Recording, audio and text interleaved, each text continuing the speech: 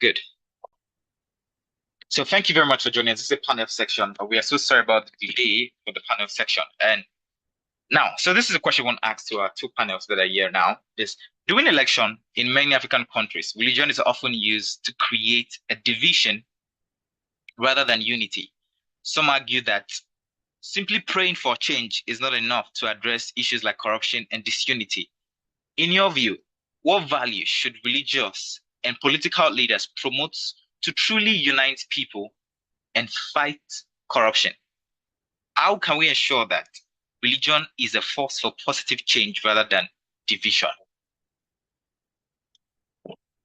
Okay, so the floor is open, and I'm really happy that we have okay, now we have Miss Nikesa. I'm really happy that we have Maxwell and which about Christians. So, Mr. Maxwell, what's your own view about the question?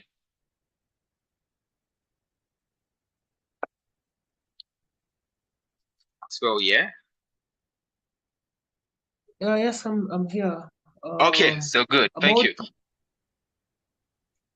Yeah, you've asked about religion in relation to leadership structures and etc. I would like to start by saying that we have to understand what leadership is. And from the basis of my understanding of leadership, it's all about serving, moral service. So when we base our mind and thoughts towards that direction, then we can actually define, we can help ourselves. And basically, we saw religion playing a crucial instrument, especially in Kenyan politics, for the Kenyans who are around in 2022. But again, for the religion thing, religion should be a point of guidance towards making right decisions, not a point of influence based on their favorites, right? Religion should be religion should act as a guide, right? It should guide people towards making the right decisions based on the standards and the morals to which leadership should be upheld, right? And not actually the other way around. So if you ask us the role of religion, religion actually should be one of these key instruments that should be used to actually, we should use the platforms actually to teach people about what the right leadership is about. And similarly, since I'm not saying that I'm not actually advocating for this, but it's also a good opportunity to actually use it to give civic education to the citizens. So beyond influence towards their favorites, it should be a standard. They should be setting the standards to which people could actually see clearly what leadership should entail, not as a cover-up to what we've seen in the recent African continent and the political landscape. Yeah. Oh, okay. So Miss Margaret, what do you think about his point of view about the role of religion when it comes to leadership and governance, especially in Africa? Okay, thank you for the question. So first of all, I'm going to say that the fact that is when it comes to Africa as a continent, we cannot discountenance the influence that religion has on the continent. Africans are a very religious people, irrespective of whatever religious background that we decide to be affiliated with. So the fact that, because leadership has an influence on us, it would also influence the decisions that we make. And when it comes to choosing what our leaders would be to, you would see that during elections in Africa, even some political leaders who were not necessarily affiliated with a particular religion or something, they use that opportunity to, they meet religious leaders, they attend, church or mosque meetings, just because they understand the reach and the influence that religion has on the people. So that religion could be used positively in two ways. First of all, for to instill the values generally in the people, instilling of values, because from the wide range of people, that's where, the leaders would emerge. So if from the grassroots of religion, not just generally, but particularly, and also for accountability's sake. So I see that most of the time, religious leaders seem to be on the sidelines when it comes to, political issues. And that it shouldn't be so, because that's one of the voices of the people, as it were. So I think that, religious leaders should hold political leaders accountable. In the old times, before politics evolved, the church used to be the influence when it came to politics. It was, and so, but now it seems like what religious leaders just do is get favors or partisan politics. So, but I think holding accountable these leaders, so you have access to this person because the person is is part of your religious association, so you can hold them accountable and use that as a tool to navigate change. Yeah, so that's Okay, thank you so much. So Miss Nkesa has joined us, and we're so sorry about this once again. I'm so sorry, Miss Nkesa, that we had to be this late. So we're going to make this brief but short. And these are questions that I believe that some people sent to me, which I think is very important for us to actually address. And I think this goes to okay, so Miss Nkesa, you made mention of this, during your presentation when you were speaking. My question is, how can leaders make sure that women and others, often overlooked group, have a voice in decisions that can shape our future as Africans? That's a good question. And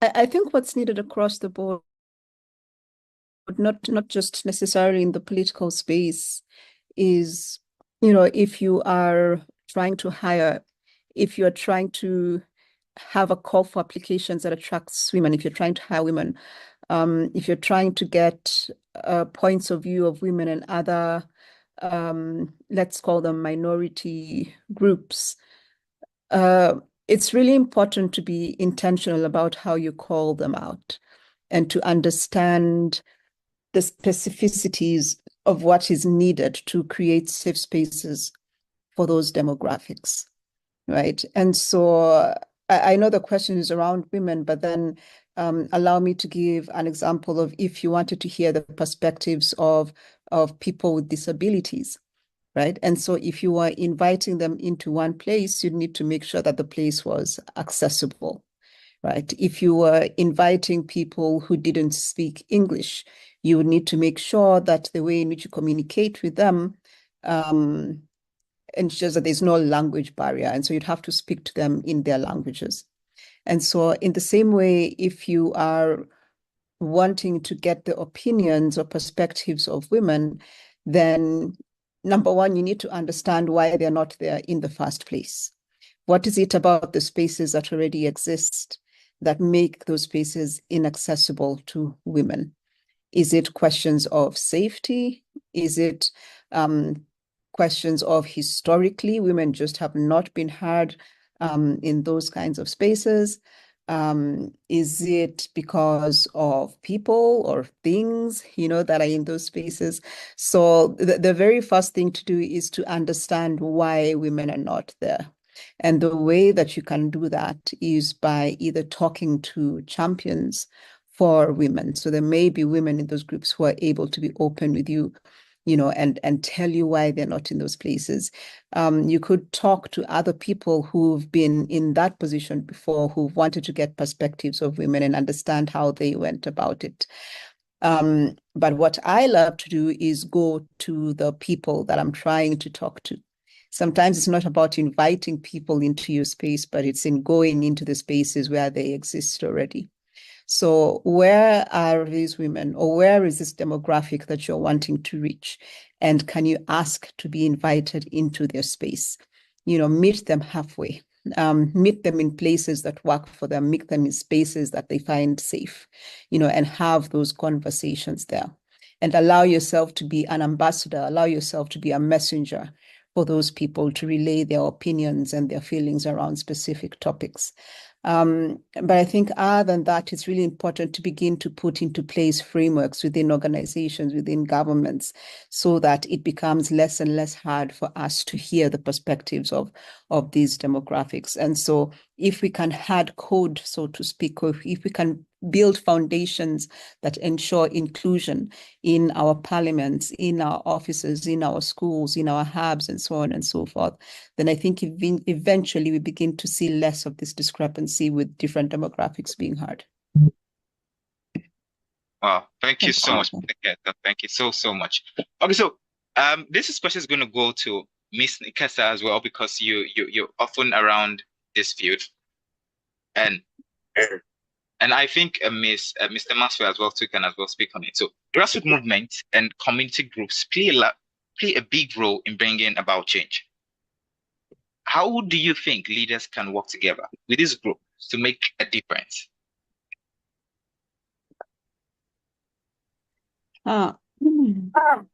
So what's not working so far?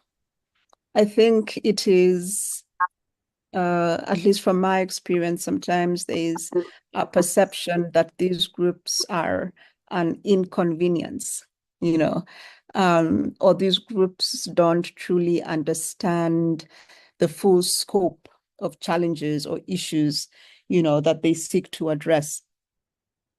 But then on the other side, sometimes you will find that grassroots organizations, civil society organizations may not always, definitely, but may not always understand the processes that have been put in place to connect to decision makers, to connect to politicians.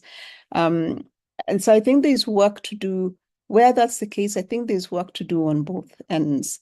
On the end of the politicians or people in public sector, or just anyone really who needs to be hearing the perspectives of grassroots organizations or civil society organizations, there is a need to acknowledge that perspectives will come in different forms and shapes, and that many times these grassroots organizations and the civil society organizations are representing the interests of large numbers of people, are representing the interests of people who you may otherwise not hear from or not hear about.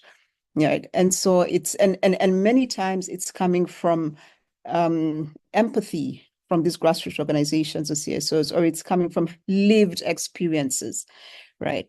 And so it's worth it to zoom out, and hear what's being said. Don't hear who's saying it, but hear what's being said, and judge it on the basis of that, right? Sometimes we get caught up in the package of what we're being given rather than what's in the package, right? And the nature of grassroots organizations and civil society organizations will be that they are loud because they want to be heard, because they have a message to pass. And sometimes this may be perceived as intimidating or just inconvenient by people who need to receive those messages. But we need to understand that those messages will come in different forms and shapes, but we need to understand the essence, of it, right? But on the as far as grassroots organizations are concerned, or civil society organizations, they too need to understand the inner workings of these entities that they're wanting to communicate with. Who should we be talking to? What should we be telling them? And how should we be presenting, the information that we want to present? Are we going to do it through a press conference? Are we going to do it through a written letter submitted via this and that channel? It's very important to be systematic, around how you do this. So I guess I would call on, what I would say is it's really important to understand different perspectives from different people, but then also important to make concessions.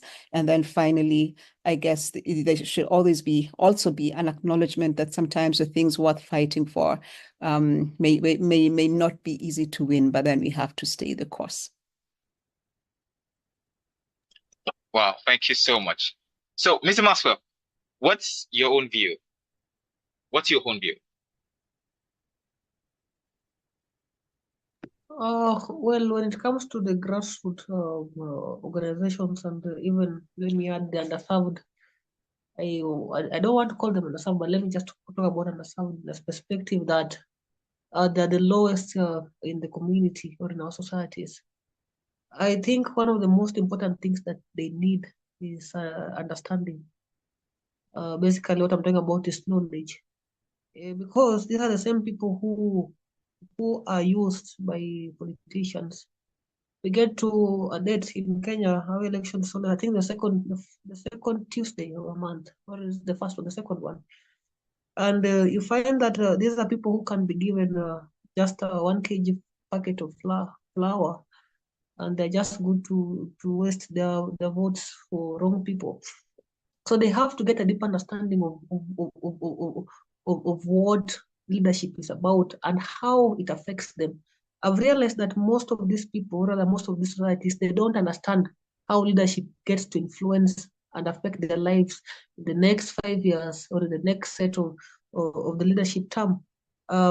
Because how can you sell your freedom, or how can you sell your child's future on the basis of bribes and etc. So I believe that's number one issue that has to be addressed on the grassroots level, that they have to be helped. We have to reach out to them and give them capacity.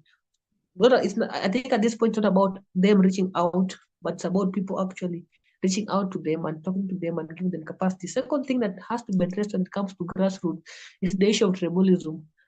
These are the people who firmly hold on the tribalistic view of, they have that tribalistic view of things, right?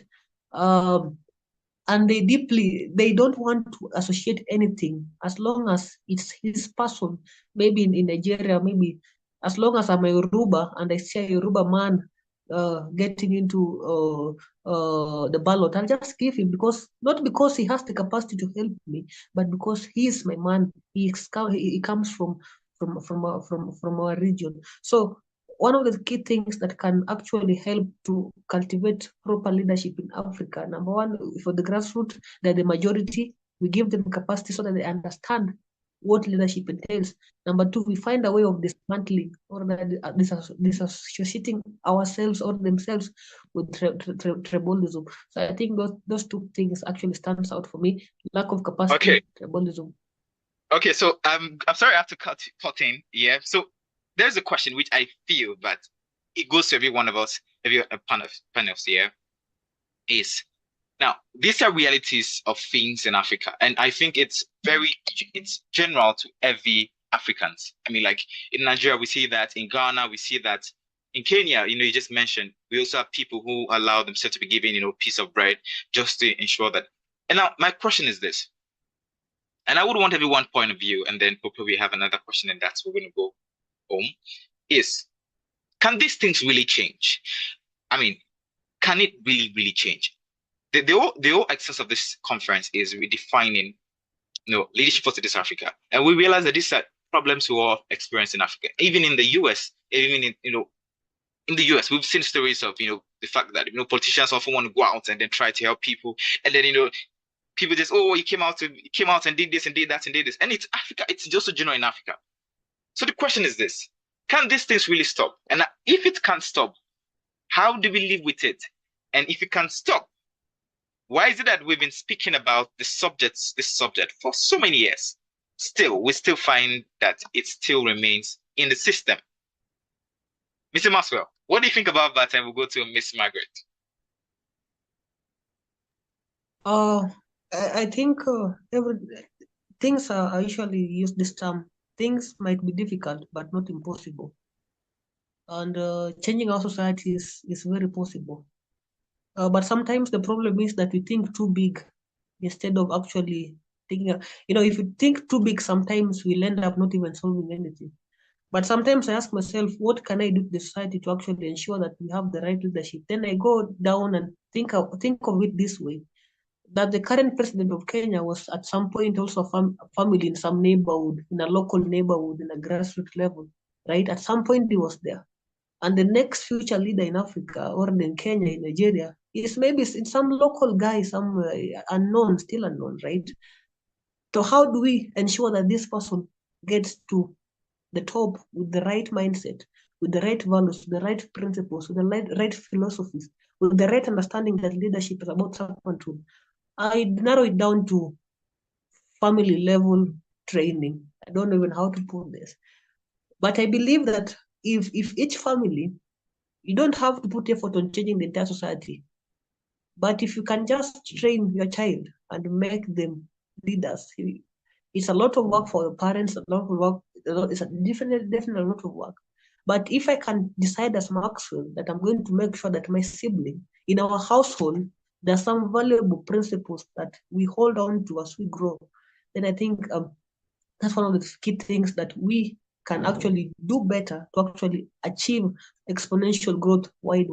Because sometimes we think about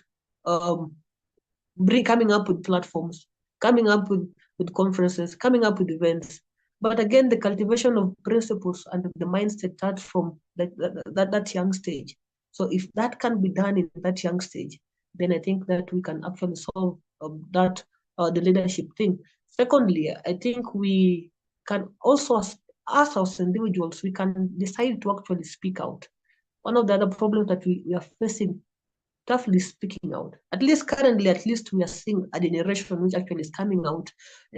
We've seen that in Kenya, seen that a bit in Uganda. Okay, they will calm down, and similarly in Nigeria, we have seen a generation which comes out and actually ask questions. Let's ask questions. Let's embrace the culture of asking questions, and this can start by ourselves, by the leaders themselves, by embracing them to be corrected, not even necessarily corrected, but they can embrace answering those difficult questions.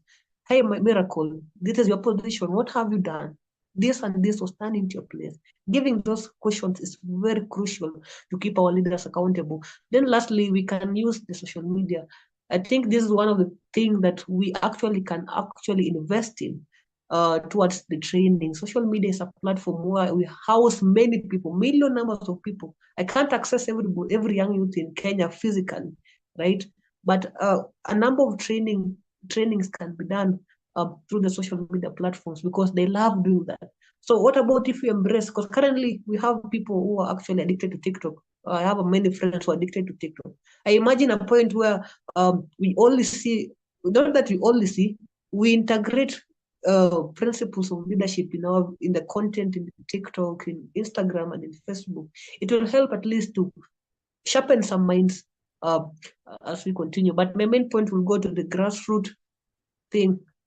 If every family can decide that it's my responsibility as an individual, if every family, and then narrows down to if every individual who at least has an insight about what leadership is can decide that my next neighbor should live by the principles of what the society should be defined by, then I think we can actually grow our society to the next level. So everything is possible. Yeah. Thank you so much. So, Miss Margaret, what do you think? So you have 2 minutes. Okay, so the fact that it's not impossible for change to happen, but understanding that it requires much more than just talking or speaking. The fact that poverty is an issue in Africa, it's a poor continent. A lot of people here are poor. So most of the time when someone is poor, they're looking for the next handout. And that's why it seems like they are very gullible.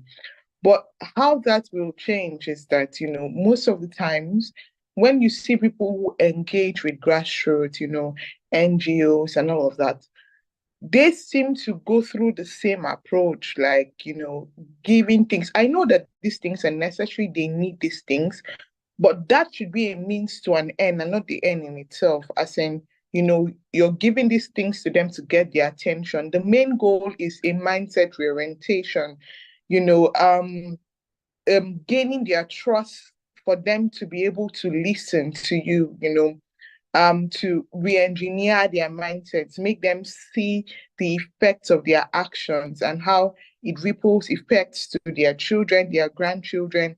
And when we start engaging, particularly to people from the grassroots, when there's like a mindset change, we will notice a gradual, process of change. We're not saying it will happen overnight, but what we're saying is that we should be more particular about reorientation, changing the mindset of people in the grassroots. For in our schools, public schools, private schools, making it part of the curriculum. In civil organizations, where anybody has any form of influence at all, not just waiting for when you have like an organization, engaging with people you live around, like Maxwell said, in a family system, instilling values in them. So when we are particular about not just, oh, this person needs to go to school, so I'll give them a school bag and a sandals. But then using that opportunity to say, okay, it is your right to vote, and it's a decision to choose who rules you. And what does that mean is that whoever goes there, his actions will affect your daily life. So do not just do it because this person gave you this. Your vote can't be bought, just social engineering by constantly, different ways, to inculcate values and mindset in people, not, discountenancing the effect that it will have on, young people, even elderly people too. If we can create systems where, elderly people could be reached out to, going to them, like the other speaker said, going to these people, meeting these people, people that seem like lords in the community, knowing that, people listen to them, how we can, change the mindset of these people. And also the last thing I would say is getting involved in politics wherever we are. Most of the time is because we are doing everything around, but we're not going to where the center of action is. So if people, with these good intentions, with the knowledge, with the capacity, take the step to go into directly where these political decisions are made, grow into them and be a person of influence, where you can also bring up followers that listen to you and have your same mindset, it would also create change. Thank you so much. Okay, so we'll come to the end of the section, but before we let everyone go, we want to get your advice. Now, I knew it was right to have speakers like the speakers we have now, the panelists we have now. And so before we want to let go, we have each person has 1 minute to give an advice or something they feel that can help in shaping the future of the kind of leadership that we can practice that will be better for us, for Africans, and by Africans. Something that works, something that resonates with the people of Africa, not something that we think we can get outside, but something we think we can begin from here. We possibly might not get there with ourselves starting it, but it's something we could actually pass on to the next generation. So, what's your advice? 1 minute. We'll begin with Miss Nekesa. Thank you, Mom. Well, my advice is be the leader you wish you had. Right? We have had leaders in our midst who have had their shortcomings. We have been frustrated. And the best thing that we can do for future generations is to be the leaders that we wish we had. Also, let's be really clear on why we are going into the leadership and ensure that we're in it for the right reasons. Let's be servant leaders. Let's be in it to serve people, not to reap benefits. If we reap benefits as we serve people, and if we reap them in the right way, and if there are benefits that are due to us, then that is great. But let us go in the mindset of serving ourselves and building the kind of world that we would want for our children and our children's children. And once that becomes our motivation, I think we begin to have the right leaders in place. Thanks, Miracle. Thank you so much, Mom. Okay, Mr. Maxwell, we want to hear you. Okay, I'll just add to what Ms. Nkesa said by just saying that once you know the right thing, then don't be afraid to do it. Just hold on to the right thing and do it.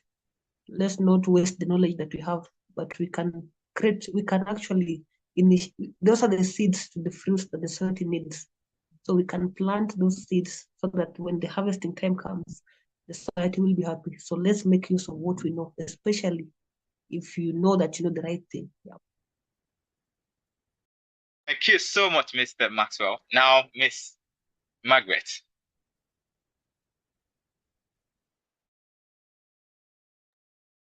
Okay, so I would say that first of all, do not lose hope, because generally there's this it seems like all hope is lost, and then it would just continue to be business as usual. Remember that change first of all starts from you, and do not think that you're irrelevant in the change process. Wherever you find yourself, understand that you have a level of influence wherever you are. So make good use of that opportunity to be an exemplary leader and do the things that you want your leaders to do in political offices. So in your workplace, you lead a team at work, or if you're a leader in school, whatever wherever you find yourself, realize that you are a tool of change. Through you, 3 people, 5 people can change, and then that's how change goes. So do not lose hope, and do not think that you're irrelevant in the change process. Just ensure that wherever you find yourself, you're being an exemplary leader, doing the things that you want your political leaders to do. Thank you so much, Mom. Okay, so I want to say thank you, everyone. I want to say thank you and grateful for West Africa Young Leaders Professional Conference 2024 has come to an end. And I also thank you for the fact that, the whole network was happening and everything, but you were still patient. I'm really grateful that we have people like you as the very beginning pillars for the West African Young Leaders and Professional Conference. And it will be a great privilege that one day we will see this move across all Africa and really touch people, not just, become a conference we just talk alone, but really, make impact as well. So we're going to learn my co-anchor, which hasn't spoken for a while because he has network issues, to give a closing remark, and then he ends the section for us. Thank you so much.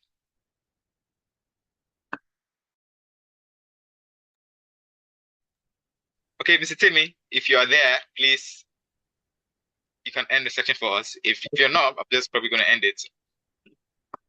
Okay, all right. Thanks to all the people that have spoken earlier. That is a very, very wonderful section. Just want to say thank you.